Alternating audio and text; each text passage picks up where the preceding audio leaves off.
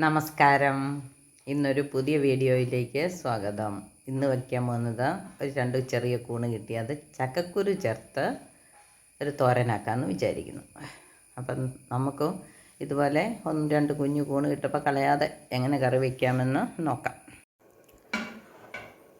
ഞാനിവിടെ ഒരു 4-5 ചക്കക്കുരു കനം കുറച്ച് നീളത്തിൽ അരിഞ്ഞ് എടുത്തിട്ടുണ്ട്.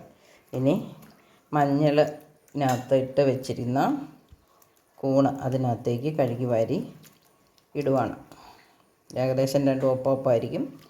ശേഷം തേങ്ങയും ഉള്ളിയും മുളകും ഒക്കെ ചേർത്ത് ഉപ്പ് ഒഴിച്ച് തോരൻ വയ്ക്കാം. അരച്ചിടുന്നില്ല.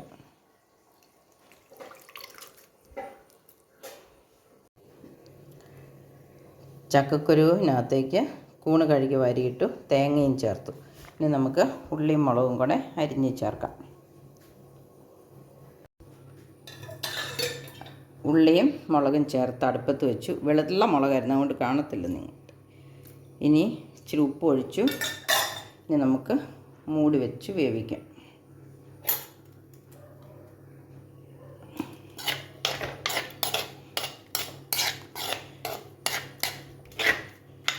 ഈ വെള്ളത്തിലൊന്ന് തൊട്ട് നോക്കിയിട്ട്, ഈ വെള്ളത്തിൽ ചെറിയ ഉപ്പുണ്ടെങ്കിൽ കറിക്ക് പാകത്തിന് ഉപ്പായിക്കോളും.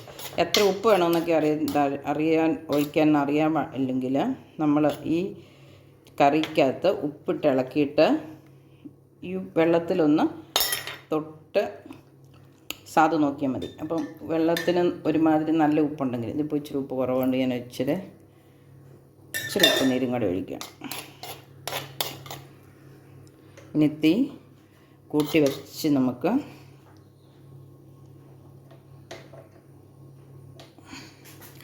ഒന്ന് തിളയ്ക്കുന്നോടം വരെ ഒന്ന് കൂട്ടി വെക്കാം. ഇനി അതിനുശേഷം തീ കുറച്ച് മൂടി വെച്ച് വേവിക്കാം. ചക്കക്കുരു വേകണ്ടേ, അതുകൊണ്ടാണ് ഇത്ര വെള്ളം ഒഴിച്ചിരിക്കുന്നത്.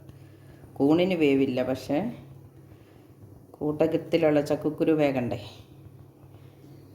അപ്പോൾ പതുക്കെ ചൂടായിട്ടുണ്ട്. നമുക്ക് മൂടി വയ്ക്കാം. അപ്പം നമ്മൾ അടുപ്പത്ത് വെച്ച കറി എന്തായെന്ന് നോക്കാം.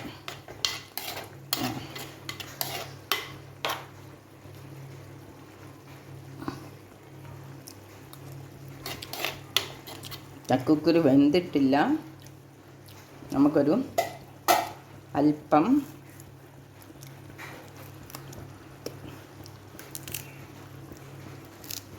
കറിവേപ്പിലയും കൂടെ ചേർത്ത് മൂടി വെക്കാം.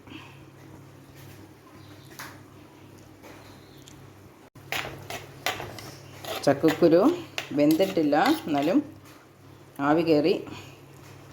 ഇനി നമുക്ക് ഇച്ചിരി കരിവേപ്പില ചേർത്തു, ഒരല്പം ഇഞ്ചിയും കൂടെ ചേർത്ത് കൊടുത്തേക്കാം.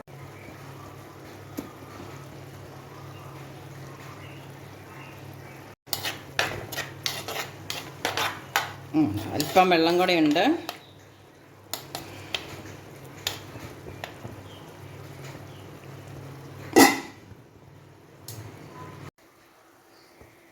ഇനി നമുക്കിതിനൊന്ന് കടുക് പൊട്ടിക്കാം. അതിനായിട്ട് ഒരു പാത്രം അടുപ്പത്ത് വെച്ച് എണ്ണ ഒഴിച്ചു, കടുകിട്ട് പൊട്ടി, ഉള്ളിയിട്ടു,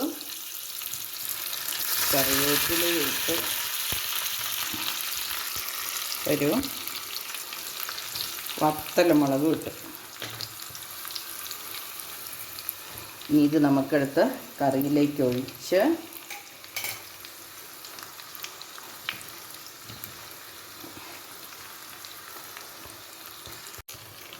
മൂത്തു. ഇനി ഇതിനകത്തേക്ക് ഇച്ചിരി കുരുമുളക് പൊടിയും കൂടി ഇട്ടു.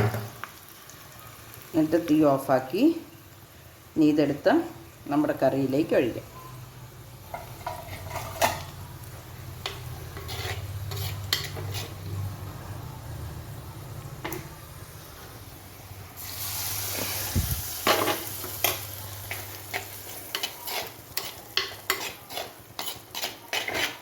അപ്പം നമ്മുടെ കൂണും ചക്കക്കുരുവും കറി റെഡിയായി.